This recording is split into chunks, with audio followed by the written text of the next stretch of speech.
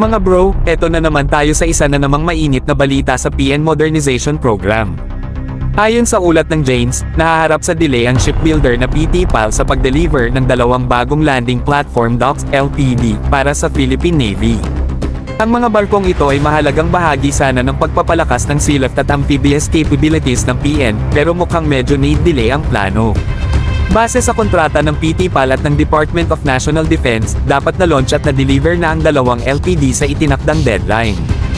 Ngunit, ayon sa ulat, hindi ito natupad.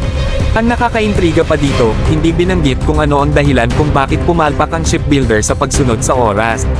Ibig sabihin, may mga tanong na ngayon na kailangang sagutin, logistical ba ito, financial, o may technical challenges.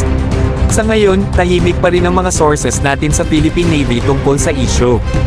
Walang opisyal na statement kung ano ang next steps, at kung ano ang magiging epekto nito sa buong modernization timeline ng PN.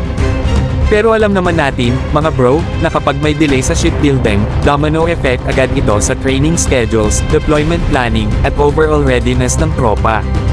Ang masakit pa rito, kailangan talaga ng PN ang mga bagong LPD para palakasin ang amphibious operations. Hindi lang ito tungkol sa combat at troop deployment, kundi malaking bagay din ito para sa Humanitarian Assistance and Disaster Response, HADR, lalo na't alam nating palaging tinatamaan ang bansa ng bagyo.